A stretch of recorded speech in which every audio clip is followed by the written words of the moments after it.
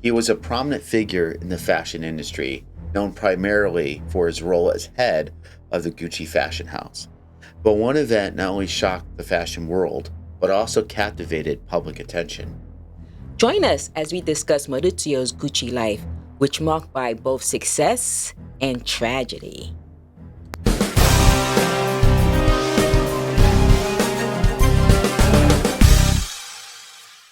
Agent Owens, come check this out. What's up? Check out my new ring I got from Gucci. Too expensive for me. I never buy Gucci. You don't buy Gucci, huh? What's this around your neck?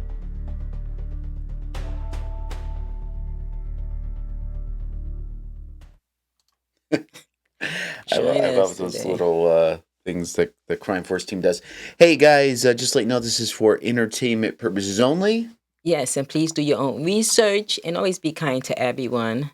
And for those who are new here, my name is Ed. And it's your girl, Shirok. And we are ready to rock. Studio 70. But before we do, I just want to let you guys know, we do have another show that you might be interested in if you like scary stuff with a little jump scare to get you going, get the heart pumping. Check out this quick little promo for our other show, and then we'll get right into our topic today about Gucci. Join us at the Jump Scare, where we watch and react to scary and strange videos. But there's a twist. As you watch, we throw in our own jump scare videos to keep you on your toes. Do you have nerves of steel? Prove it by taking our challenge for some added fun. Watch with a full mug of water, preferably with our logo on it, and see if you can stay steady and dry. Please be safe by keeping the water at room temperature and holding the cup away from anything that can be ruined, like electronics. Let us know if you kept your cool or ended up all washed up. All right, we are back and we're ready to get into this. So today's video credit, because what we start doing from time to time is we want to help our other creators and people that are doing what we're doing. So we figured, hey, why don't we do some reaction to part of this, and we'll have our Crime Force AI investigation team kind of answer some questions afterwards. So today's video credit is for, let's see if I can say this right, Shirok, correct me if wrong, Storicity. Did I say it right? Yes, Storicity. Oh my goodness! Thank you so much for the video, because we're gonna get into it momentarily here. Okay, so let me switch over to us in the big screen, and I think I just have to do this. Sorry, guys. I want to get to the video. Here it is. All right, let's watch. Now we're gonna talk over this. We have to react to it, which is what we do, right, but also to make our own. Okay, so I know it drives some people nuts, but just hang in there with us. So let's hear what they have to say. March 27, 1995, a peaceful spring morning in Milan, Maurizio Gucci, the head of the Italian fashion luxury brand Gucci, arrived at the company's headquarters as usual. While he was walking the steps to his office, he was shot 3 times in the back and 1 in the head. Maurizio died on the spot. After years of investigation, it was discovered that the murderer was none other than his ex-wife, Patricia Reggiani, aka Lady Gucci herself. Patricia. Love and marriage. Maurizio was born on September 26, 1948 in Florence, Italy. Both of his parents were actors, and his grandfather was the acclaimed fashion designer, Guccio Gucci, the founder of Gucci itself. So just to let you guys know, we're going to get to it later, but there's obviously a movie that was out not too long ago with Lady Gaga, and it was excellent. It was really good. We'll talk about that later, but a lot of this covers this as well, the movie. Maurizio had been working with the company since teenager as a package boy. In his early 20s, Maurizio attended a high society party in Milan where he met Reggiani, an Italian lady, and was attracted to her beauty. Reggiani was born in the same year as Maurizio in northern Italy. Her mother was a dishwasher and her father was a truck driver. Maurizio and Reggiani soon got into a relationship and planned to get married. The marriage was opposed greatly by Maurizio's father, Rodolfo Gucci, who saw Reggiani as a gold digger. Nevertheless, the pair got married in 1972, but Rodolfo was absent from the wedding. After that, Rodolfo tried to kick Maurizio out of the family business, but that did not stop them from having a lavish lifestyle. From trips to private islands, buying a penthouse, a chalet to a 64 meters wooden yacht named the Creole, they had it all. At one Wow. time, American they dream. became the press's favorite couple, and Reggiani was nicknamed Lady Gucci. With the arrival of their Like two Lady daughters Gaga. years That's later, funny. Alessandra and Allegra Gucci, Maurizio's reconciled Beautiful with Rodolfo, family. and their relationship eventually got better. Things changed drastically when Rodolfo passed away in 1983. Maurizio became the chairman of Gucci after inheriting 50% of the company from his father, and Reggiani on the other hand became his chief advisor. Maurizio then began his years of legal battle with his uncles, who were the stakeholders of the company, to solidify his position as chairman. His uncle, Aldo Gucci, and cousin, Paolo Gucci, accused him of forging his father's signature to evade taxes. Maurizio was then convicted for tax evasion, but the charge was then cleared. Crazy, yeah. All these feuds and conflict took a huge toll on his family. And stress. During this time, Maurizio started to neglect his family, and the marriage started to break down. He stopped listening to Reggiani's advice on running the company, and was desperate to restore the Gucci's fame as a prestigious luxury brand after several setbacks. One day, Maurizio packed his bags and left the family after he got tired and annoyed with Reggiani constantly meddling with the company affairs. He told his daughters he was only going for a business trip in Florence, a trip that he would only come back after a few years. While Wow, Maurizio and few Reggiani's years. love Yeah, was never fading away, returned. Maurizio found a new girlfriend, Paola Franchi. Franchi was Maurizio's She's also childhood married, friend who too. attended his wedding with Reggiani in 1972. Both being unhappy with their marriage, Franchi and Maurizio sought comfort at each other. Yep, you're right. In Sure. 1992, Reggiani was diagnosed with brain tumor. Even though she successfully removed the tumor, Maurizio did not show any emotional support. It was said that Maurizio had only sent her flowers after the surgery, instead of visiting her at the hospital. Okay. Under Yes. Maurizio's control, Here it is. the Gucci empire was losing millions after millions. Ultimately, he decided to sell his shares in the company somewhere between 120 to 170 million to an Ooh, wow, investment that's a lot company of based in money. Bahrain, marking That's an gotta end be to a the shame. Gucci family's control of the Millions. brand. Maurizio became extremely wealthy and was planning to get married with Franchi after divorcing Reggiani.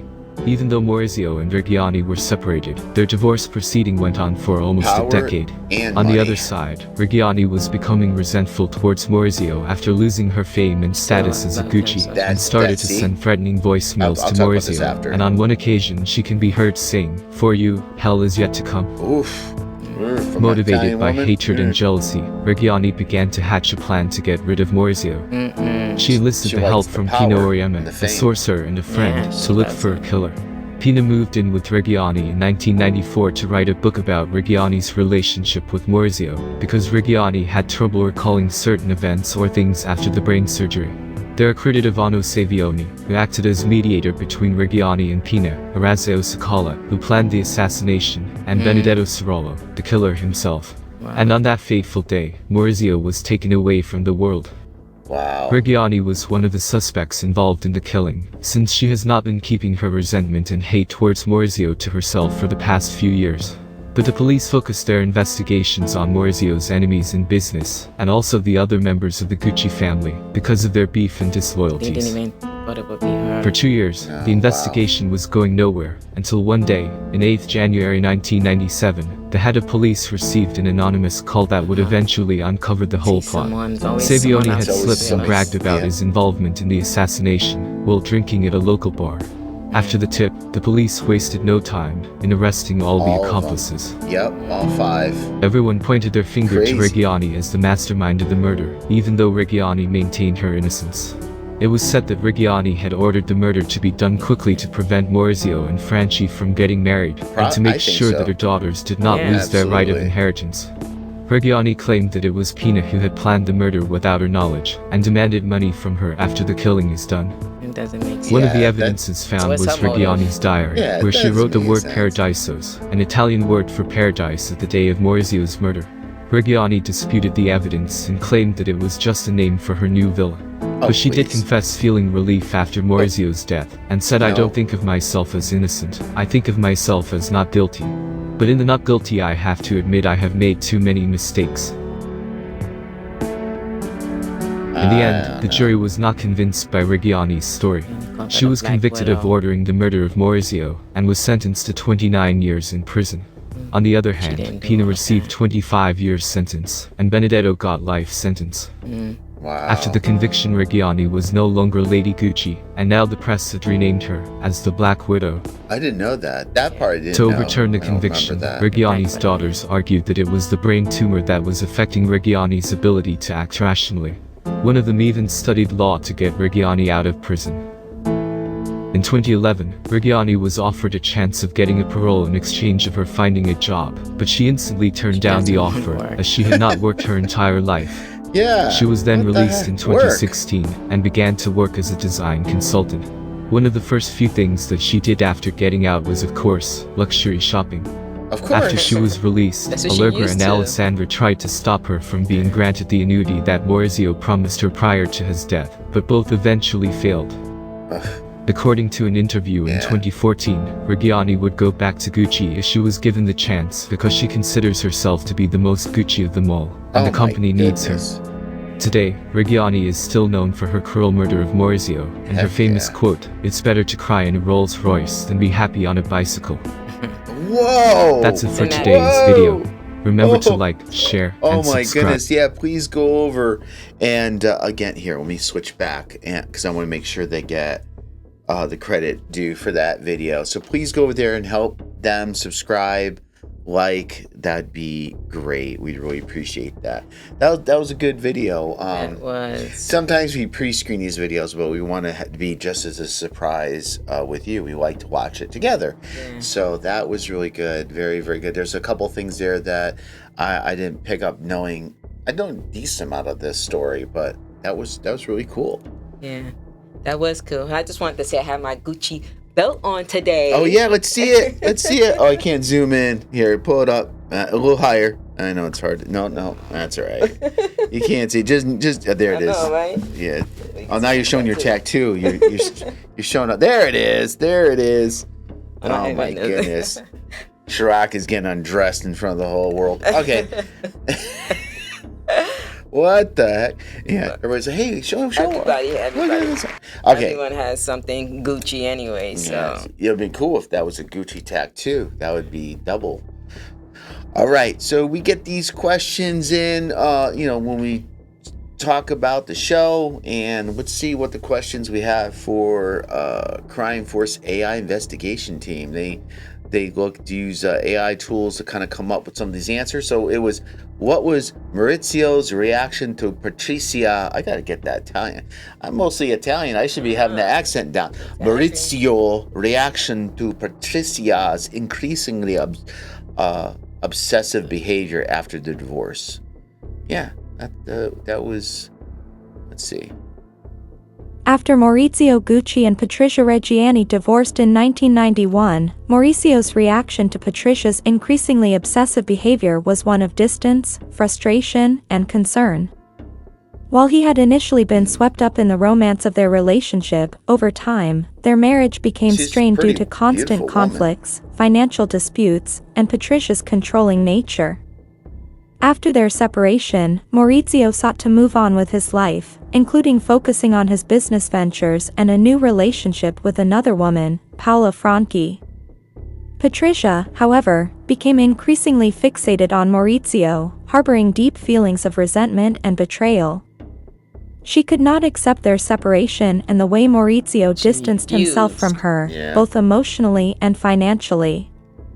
Maurizio reportedly tried to maintain some form of civility with Patricia, but her obsessive behavior escalated.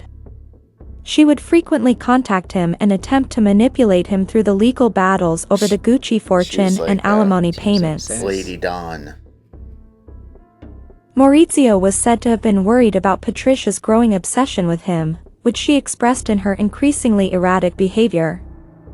He became more isolated from her, and sources suggest that he feared for his safety at times, given the intensity of her feelings and the extreme measures she was willing to take.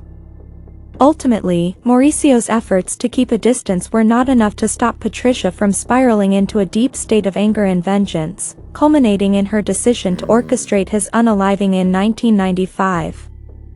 Maurizio's reaction to her obsession was one of avoidance and attempts to focus on his future, but tragically, his efforts were unsuccessful in preventing the tragic end to their toxic relationship. Wasted. That was good. That was pretty That's pretty good. That's pretty comprehensive.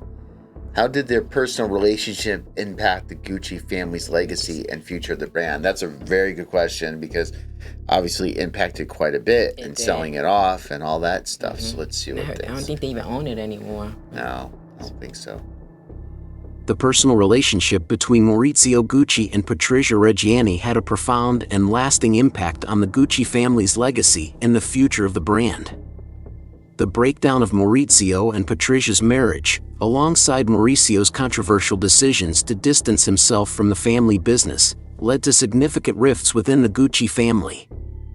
Maurizio's leadership style and his push to sell the company strained relationships with other family members, leading to a loss of unity in the Gucci family. This division created long-term tensions, which tarnished the image of the family and the brand. During Mauricio's tenure as CEO of Gucci in the 1980s and early 1990s, the company faced financial struggles. What cost for me to get that? Mauricio's decision to sell a controlling stake of the company to investors in 1993 to reduce the Gucci family's influence within the brand was a turning point. This move marked the end of the family's control over the iconic fashion house, which ultimately shifted the direction of the brand. The sale was seen by many as a loss of heritage and a sign of the company's decline under Mauricio's leadership. Absolutely. Exactly right. Mauricio's tragic assassination in 1995 at the hands of Patricia, who orchestrated the unaliving, further devastated the Gucci family's reputation. The highly publicized nature of the crime brought an overwhelming amount of media attention, not only to the tragedy itself but also to the messy personal and financial drama surrounding the Gucci family. The scandal caused further damage to the Gucci brand, as it became synonymous with infamy and betrayal. In the years following Mauricio's death, Gucci went through a major transformation. After the family's departure from management, the brand entered a new era, particularly under the leadership of Tom Ford in the 1990s. They covered that. Ford revitalized the brand, focusing on a bold and glamorous new direction that attracted global attention. The tragedy surrounding Maurizio and Patricia was, in a sense, overshadowed by this creative renaissance. Despite the dark history, Gucci eventually regained its status as one of the most influential luxury fashion houses in the world. In sum, the personal relationship between Maurizio and Patricia, marked by betrayal and violence, played a significant role in altering the Gucci family's legacy. While it led to family fragmentation and the eventual sale of the company, it also set the stage for the brand's reinvention and global success in the years to come. Still doing good now. Yeah. Definitely. Still getting my money. I know. We're due to go to New York for that. Yeah. Well, she's more Gucci. I'm more Versace. How did the media portray... How did the media portray Patricia Reggiani during the trial? The media portrayed Patricia Reggiani in a sensationalized and largely negative light during her trial for the unaliving of Maurizio Gucci. Key aspects of her media portrayal included: the press dubbed Reggiani with this nickname, painting her as a vengeful and dangerous woman. Media outlets depicted her as a woman motivated by greed and revenge following her divorce from Maurizio Gucci. Reggiani became a subject of intense tabloid interest, with her trial compared to the O.J. Simpson case in terms of media attention and public fascination. The trial was described as the ultimate real-life soap opera, combining elements of sex, money, designer fashion, and even astrology. No rock and roll. The press closely observed and reported on Reggiani's actions and statements during the trial, often interpreting them in a negative light. This media portrayal contributed to the high-profile nature of the case, turning it into a spectacle that captivated Italy and garnered international attention. All right, I think we have one more question that came in. How did the media portray Patricia? Oh yeah, we already have that. You said that. That was what you said. Let's see, I think that's a duplicate. Let's see what... The Gucci family's reactions to Mauricio's assassination were complex and varied. The assassination, sorry. The family was stunned by the brutal unaliving of Maurizio Gucci, which sent shockwaves through the fashion world and Italian society. Many family members, including Mauricio's father Rodolfo, had long been wary of Patricia's intentions. This suspicion intensified after the unaliving, with some family members likely suspecting her involvement early on. Concern for privacy and family legacy, the Gucci family has been protective of their privacy and image, especially in the aftermath of the assassination. Patricia Gucci, Mauricio's second cousin, emphasized the importance of maintaining the family's privacy and identity. Yep. The family has expressed dissatisfaction with how the unaliving and subsequent events have been portrayed in media and entertainment. They criticized the film House of Gucci, claiming it was stealing the identity of a family to make a profit. Of course. Long-lasting impact on family members. Allegra Gucci, Mauricio's daughter, maintained silence about her father's unaliving for many years before finally speaking out. Her perspective reveals the deep, lasting trauma the assassination inflicted on the family seven. The Gucci family's reactions highlight the complex emotions and long-term consequences that Mauricio's assassination had on the family dynamics and their public image. Makes sense. Yeah. So sorry guys, I was able to I pulled in the wrong question, I duplicated it, but basically it was their reaction afterwards, and you heard the answer there. Sorry about that. And then this is The House of Gucci in 2021. It was released. Again, we thought it was a great movie. Yes, we did. It's pretty accurate course, if you compare what they said. And go ahead. Oh no, I was just saying definitely it was a great movie, but of course they saying, they like their privacy of what happened. But I think a lot of people can learn from this too. I always think that, even though you got money and power, there's a way to have it where, you don't have to get into these battles now. Listen, he's gone now, right? Yeah. Unfortunately, they grew up without a dad. And even though they're probably upset about the movie, I mean, of course, no movies, well, I shouldn't say no movie. A lot of movies are not 100% accurate. They're 80%, 70%, 50%. This one was pretty, compared to what we know from factual stuff, it's pretty good. It's pretty close. And they say making a profit. I think they probably got some money too, because I think that have to be. I'm sure there's something rights, going on right? there. They probably just wanted, yeah. But thanks, Crime Force team, again for answering the questions. We appreciate that so much. And let's see what we're gonna do here. So, I don't know. I know you're still gonna buy Gucci, and I think I still think they produce well. Within reason, in the luxury brand, they seem to still produce new type of clothing lines and some traditional ones. I know when we go, you could see the traditional colors and designs. Like they have some, what I would call classic, almost like if you were to go out and buy like penny loafers or boat shoes, those kind of stay over for decades on end. They have that, but they also have new styles. They do. And of course, the cost is just so high. I remember buying Gucci back in 92, and the boots that had the... Hey, talk for the rest. I'm going to grab I forgot, I've got Gucci glasses. Go ahead, keep talking. I'll be right back. So, I always used to buy Gucci, but then again, priorities are priorities. I say to learn from this too, do not spend your last on expensive item as Gucci and other items. Take care of priorities first. So that's one thing I did learn, and I'd start lessening my Gucci expense to a lower expense. But I still buy it, but I don't buy as much as I did before. Okay, these are my Gucci glasses. $500 Gucci glasses. Yeah. Little story is I was in Vegas and I won some money, and I gave a decent amount of money to my kids, but they're like, hey, buy something for yourself. So as I was in, what's that? Caesar's Palace. I think that's where they have the stores. So I don't ever, this was disgusting. I usually never, I'm cheap. I don't buy expensive stuff. And if I do, I try to get Versace, and I usually get on sale too. I go to the outlets. Oh, no. But anyhow, they got these Gucci sunglasses. And what do you have there? So I have some Gucci boots. I was there when you bought those. I like them. I love them. And that was a good story there too, because guess what? She was looking at this. One size. One size, and it happened to be. It was my size. Chirac's size. So this was meant for me. I think I'm going to wear these. I might wear these in more shows. They do look you do look attractive in those. Yeah. Thank you. It looks good. Oh man, I gotta start wearing these more often. Yeah.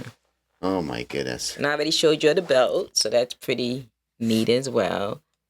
Yeah. Okay. I just realized, Chirac. No, I'm sorry. I didn't mean to cut you off. I just realized I'm trying to see where my. Can you see? I can't see. That's too. I can't read. That's all right. Hey guys. No, go ahead. Finish about your belt. No, I'm done. That's it. She's got more Gucci stuff. Don't let her fool you. But anyhow, no, she didn't get it all at once. It's over years and years and years. Yeah. She keeps her stuff well maintained, so it's not like she got this stuff overnight. Exactly. I think that's about it. So we want to say thank you guys so much for watching us, and with the whole crime force, the questions that came in, everything. We really appreciate you guys. Yeah, There's a lot more good stuff coming up. Until next time. Studio 70. All right, we out.